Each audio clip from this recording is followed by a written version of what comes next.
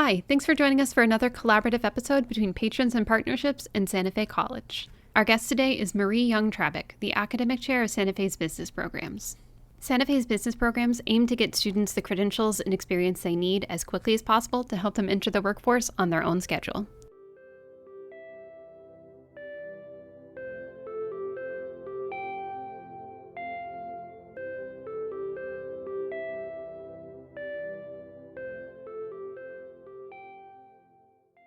Hi, Marie. Good morning. Thank you for joining us today. Could you introduce yourself and your program? Absolutely. I'm Marie Young-Trabbic. So I'm the chair of business programs. Before I joined Santa Fe College, I had about 15 years industry experience. I was a vice president, director, a manager, and an experienced higher instructor in the Big Four professional services firm, Pricewaterhouse, and then PricewaterhouseCoopers. I was also with a Fortune 500 manufacturing organization and a consulting startup. So in industry, I had roles such as cost accountant, auditor, management of audit. And in those roles, I learned how to kind of improve processes, reduce risks. And I also did help with kind of co-sourcing, or what used to be more familiar outsourcing, but we moved more to a co-sourcing role. So I relocated to Florida just a little bit less than 10 years ago, Gainesville, Florida. And a position at Santa Fe opened up in the health informatics area, which is one of the allied health sciences programs under business programs. And I taught in that program area for about 5 years, taught a variety of courses: health information management, health informatics, healthcare legal aspects, some data analytic type courses in healthcare statistics, project management. So after doing that for 5 years, Santa Fe looked to build an analytics track off its organizational management degree, and I was asked to take part of that. So I moved over into teach more in the organizational management and business administration area and help build that new track. And that track's been in place for a couple of years. It has grown quite nicely. So taught introduction to business courses, management supervision courses. And then this year, first of the year, started as the academic chair of the program. I have a background in accounting, undergraduate degree in accounting. I also have a master's of business administration. I also have a master's of science in health informatics. I'm certified in quite a few areas. I'm certified in audit. I'm certified in healthcare analytics and also health information management systems. I've also had the pleasure, along with a lot of faculty in the business programs area, of getting some additional training in analytics and also artificial intelligence. So that's a little bit about me. For business programs, so business programs is quite large here at Santa Fe. We have several bachelor's degrees. We have a bachelor's of science in accounting. We have a bachelor's of applied science in health services administration. We also have a bachelor's of applied science in organizational management. And in the organizational management bachelor's degree, we have several tracks. We have a management track. We have an Institute of Public Safety track. We also have a human resource track. And then we have our newly, somewhat new, it's a couple years old again, applied business analytics track. We also have many associate of science degrees. We have an associate of science for accounting. We also have a business administration management associate of science degree, also insurance and risk management. And again, we have health information technology, health service management, office administration, and then also paralegal studies. All those associate of science degrees, of course, articulate to the bachelor's degrees, which are a little bit more, and we'll talk a little bit about the applications and the process there in a minute. But then to finalize the other degrees that we have here, or opportunities for education here, are we have several certificates. We have a data management analytics certificate. We also have a mobile gaming entrepreneurship certificate, office specialist certificate, and then finally something called revenue cycle management. It's a medical coder biller certificate. So as you know, Santa Fe is an open access institution. And that means that if you meet certain minimum qualifications, you can start on our degree programs. Once you get to the bachelor's level, however, there are some minimum qualifications, certain GPA requirements, of course, an associate's degree requirement, and that application process is a little bit more demanding and robust. But most of those students that apply do get accepted because they know what the minimum criteria are. So that's a little bit about me and a little bit about business programs. We serve obviously Alachua and Bradford counties. We have dual enrollment students on our program. We have our non-traditional students. We have traditional students. We have also in our program area many what we call AA transfer students. So students that are looking to transfer either to the University of Florida or other universities in Florida or around the nation. In fact, we've transferred quite a few business administration students from our program over to UF each year. We do have, as you've heard about these different programs, some people might think of, business programs kind of outside of healthcare, and you heard me mention health service administration and also health information technology.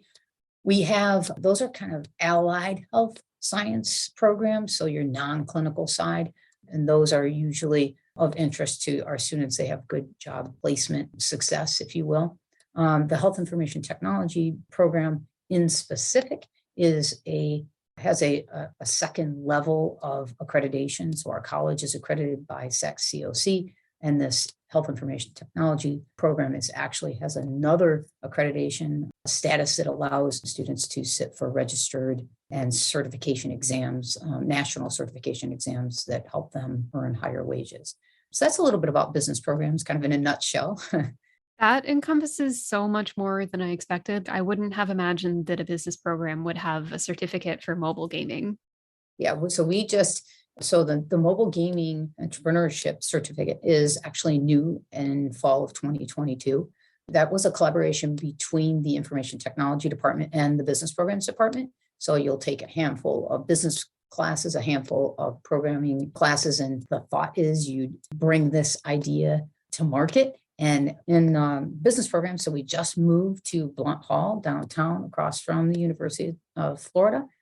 And inside of Blunt Hall is this innovation hub called the Center for Innovation and Economic Development.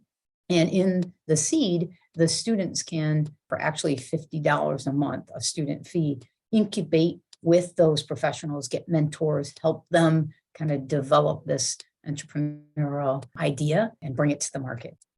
Would you want to talk a little bit about what the business programs department is looking forward to?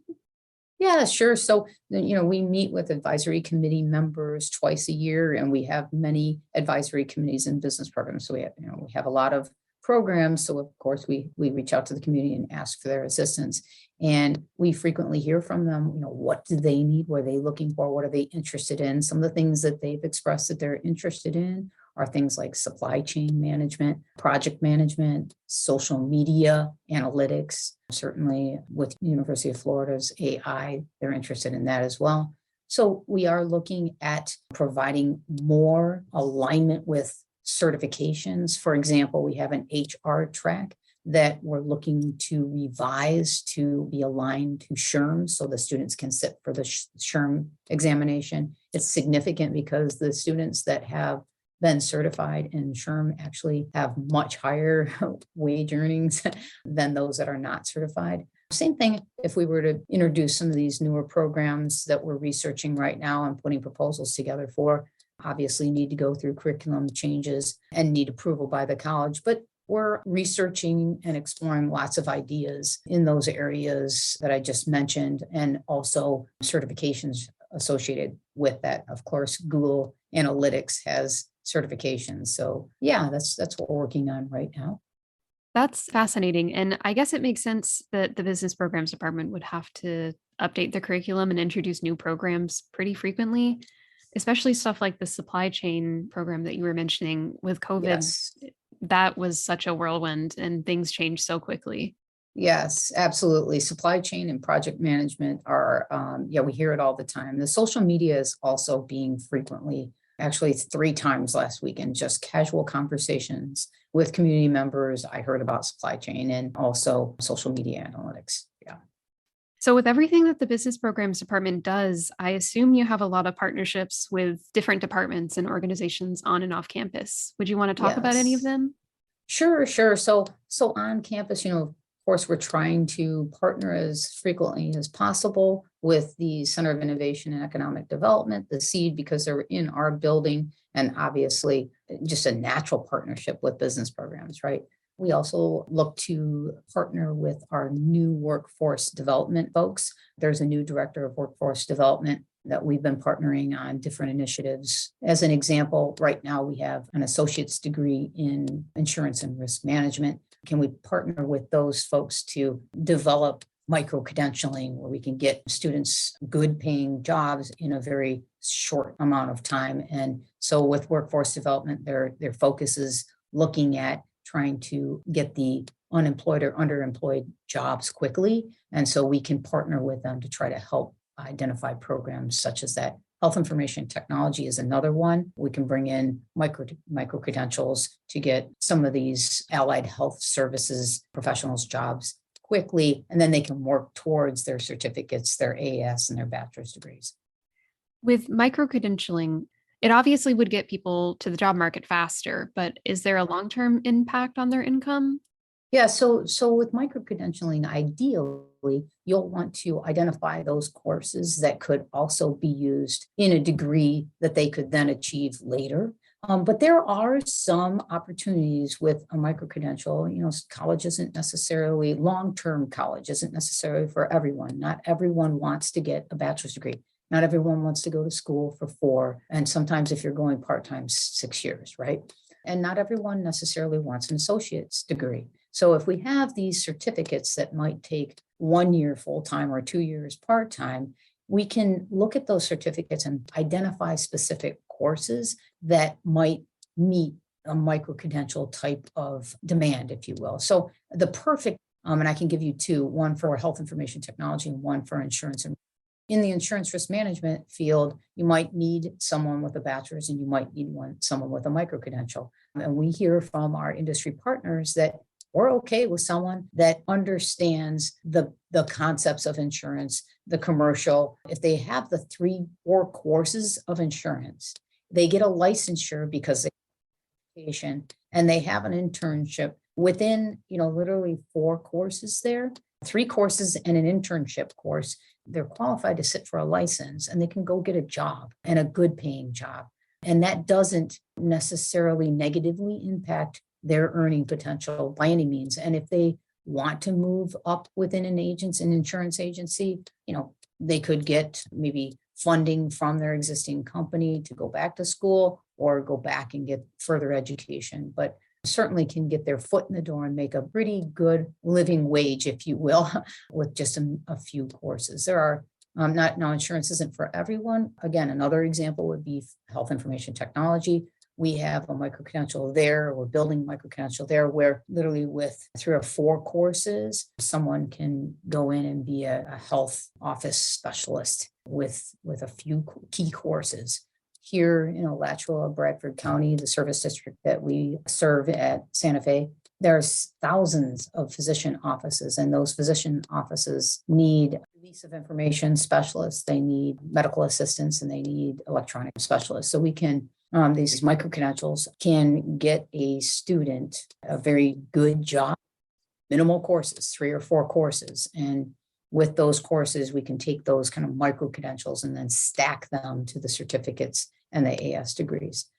So the thought is the physician offices often need something called a release of information specialist or a medical assistant. And with 3 courses, we can get the student a micro-credential that would then get them that position. With 1 more course in electronic health records, then the student can be micro-credentialed for another credential, and they can become an electronic health record specialist. Out in industry, they call those EHR specialists. And there's quite a few jobs in both of those areas. Just a couple of examples on how to micro-credential. And those micro-credentials can then ladder to the certificate and AS degrees. And do you know off the top of your head what students going into these fields can expect as a starting salary if they go with the micro-credentialing?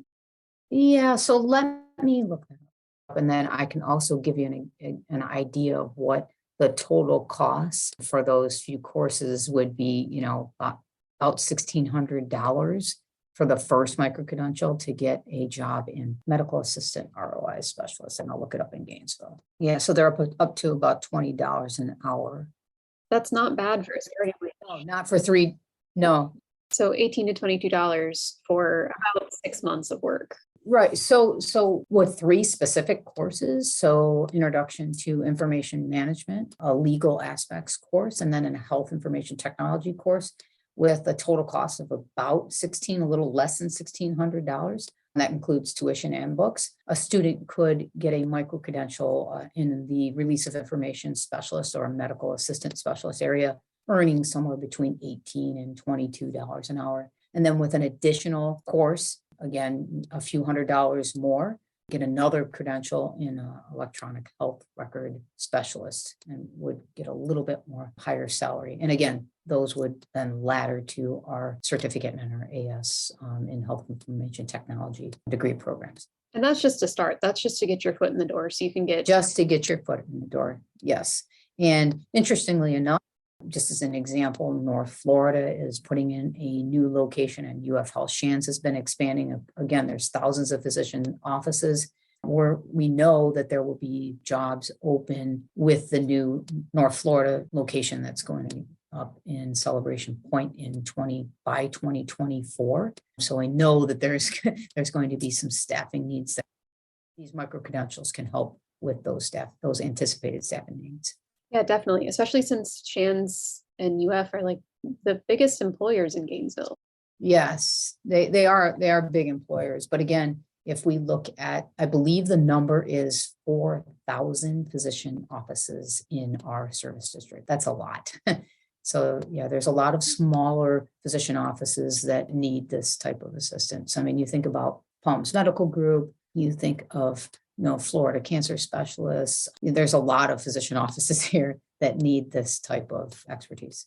And are you seeing a greater trend towards micro-credentialing in the labor market in general?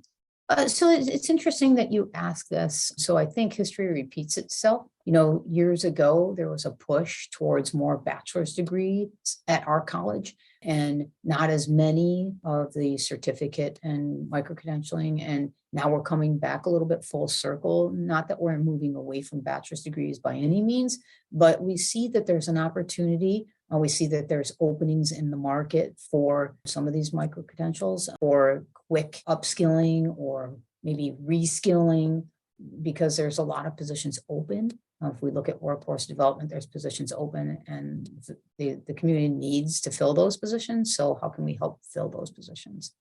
And micro-credentials is one of the ways. And for students who are interested in a business program, what can they do to apply? How can they get help deciding which program to go into? Yes, excellent. So we have two academic advisors here, Doug Robertson, who's been here for over 25 years. And then we also have Liz Giacimino, which she just started with our program, but she has 10 years advising with Santa Fe and other colleges in Florida. So they can reach out to both of them. Students can reach out to me and I can forward them to the advisors, but typically they'll go through the academic advisors. The academic advisors can be reached on the business programs page. They sit down with that advisor and they talk about what their interests are. They talk about what their strengths are. And we also talk a lot about what the needs in the market are, how many jobs there might be. And then once they sit down, they can apply for a Santa Fe and then go into a specific program. And are there any upcoming application deadlines or events that you think prospective students should know about? So the application deadlines for spring are coming up real quickly. So spring registration, if you want to start in the spring, is happening in a couple of weeks. So certainly get your applications in quickly if you want to start in spring. So literally 2 weeks, there'll be early registration. We do allow students to register even that first week of class, but that's not what we encourage because you want to get things in order, right? You want to sit down with your advisor, know which classes to take. We don't want any self-registering and self-advising. We really would like you to sit down with the academic advisor. As a warning to everyone else, I had to take 16 credit hours my last year of my bachelor's degree because I was missing 2 classes and I didn't realize because I did not go to my advisor at all during my 4-year degree. Yes. So definitely, Eleanor, I definitely want to talk to our advisors, and we have students every once in a while. So most of our core courses are offered every semester. So fall, spring, and summer, but there are some courses that are offered on a rotational basis. So they may only be offered in the spring, or they may only be offered in the fall. They may only be offered in the summer. Well, it's an unfortunate situation if you is self-advised and you don't know when those classes are offered. The advisor will sit down with you and help you come up with a plan. And that plan will include, oh, you better take this course this semester and a different course next semester because that's the offering schedule. And then it will keep you on track to graduate when your goal to graduate is. And is there anything that we didn't discuss that you think listeners should know about? So business programs moved to the new Blunt Hall in August of 2022. So we're located on University Avenue, close to the University of Florida. So it's convenient now for students that are looking to transfer to university. So we get such a mix of students here in business programs in Santa Fe as a whole. So for the students that want to transfer to university or live downtown in this area, certainly it's become a little bit more convenient. We've seen an increase in enrollment because of that, the convenience. And we do have some courses still offered on the main Northwest campus, some of the gen ed courses in accounting and economics for those students that aren't business program students as well, but they take business programs courses. But certainly, I think Blunt Hall is a great place. The students are really excited about this space. Anything new is nice. And, we have at Blunt Hall, we have all the business programs courses you need. And there are also some of those gen ed support classes that you need, whether it's a math course or a liberal arts and science course or a humanities course. Those courses that support your degree program, some of those prereq courses, those gen ed courses that you need to take before you get into some of your core courses and business programs are offered here too. So I think that's important for students to know. Again, we're new to Blunt Hall, but most students at this point, the existing students are familiar, but for new students, you might anticipate going to the main campus on Northwest, but we're not located there anymore. We're at Blunt Hall downtown now. I have been in the new Blunt Hall. It is a beautiful campus. Santa Fe did a great job on it. Yes, excellent. I'm glad to hear that you visited the space. So, we have your services that any student would look for. We have a learning commons. We have some tutoring here that's available. We also have, obviously, our advisors, information technology is also here in addition to business programs. I know we're focusing on business programs, but there's other resources here for the student to support the student. There's, in addition to the learning commons, there's also a testing center. So if you need proctored testing, there's also a computer lab to support the students. So if you have group projects or if you just want to do some work on an assignment, there's a lab that you can do some of your work on one of the computers upstairs. And this is a throwback to the beginning, but you said you had a lot of experience in the industry. What encouraged you to get into the educational field? Right. So my experience in industry also included what was termed in Big Four experienced higher instruction. So one of the things I did while I was in the Big Four was, I did business development. And part of a director's role is to kind of manage other people, right? And when you lead other people, you train other people, you teach other people constantly. A good leader is trying to mentor and lead other people all the time. And so that's kind of like teaching. I also did some small sports coaching, and that's training and development and leadership, right? So I did this experienced higher instruction. So as the firm was building programs and expanding programs, I was asked to train new hires on different applications, different analytical tools, what we were doing for business processes, outsourcing and audit consulting. So I was training new hires. And so I knew how to lead a classroom. The classrooms were a little bit different size than they are here at Santa Fe. They're smaller, 25 or 30. In Big Four, I was teaching hundreds of students, going around the country and teaching a lot of new hires and existing employees on new technologies that we were implementing for clients. So that was kind of training, and I guess in an odd sort of way. And then when I moved here and relocated from the north down south, when the position for professor in health information technology opened up, I thought, well, I can do that. I know how to lead a classroom. I know how to engage students. Engaging employees isn't that much different than engaging students. And the other thing too is, so I'm at a stage in my career where, I've been working for about 30 years total. I'm at a stage in my career where, like a lot of educators, it's time to give back, try to share what you know, share your knowledge and kind of pass it forward, if you will, or a lot of people in my past had shared things with me. So now it's time for me to share things with other people. So I don't know it all, but what I do know, I know can be useful to students. And in my new role as the chair, I mean, I can share some of what I learned in the classroom and some of the training I had, with some faculty members as well. That's really admirable. And I can see how your experience translated really well into mentoring other people. That's awesome. Yeah, excellent. So it's interesting, Eleanor. So in business programs, we have about 20 full-time faculty, and we have about 40 part-time faculty. In fact, we've brought on over 15 new faculty members since I've been on board this year. And we've had quite a few retirements, which is great news in our area. People stay. Once they come, they stay, they like it, which is really great. So we've had some retirements. And we've also added to offer additional sections of certain courses. And so we brought on some part-time faculty there.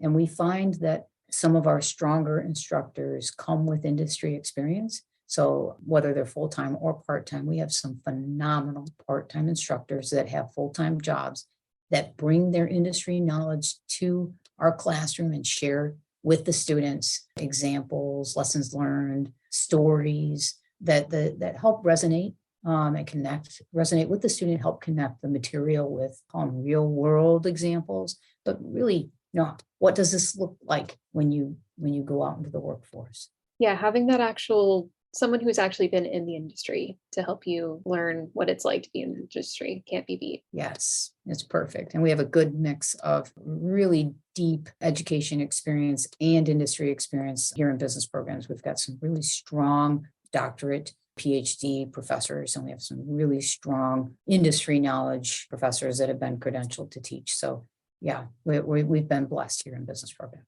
And I think that's all we had to discuss, unless there's something else you wanted to talk about. No, other than I just would like to say thank you so much. I appreciate the opportunity. I know that if there's anyone watching this podcast and recording, I certainly welcome them to contact me if they're interested in business programs. I'll forward their information to the academic advisors that they can sit down with and get one-on-one assistance with. So, certainly business programs, you learned about all the programs. There's a lot of opportunity, quite a few jobs that we can help prepare the future workforce. And thank you so much for taking time. I'm sure you're really busy, and I appreciate that you took time out of your busy schedule to make time for this. Absolutely. My pleasure. Thank you, Marie. It's been great to talk to you. Thank you. My pleasure. And have a great day. You too. Have a good day. Bye.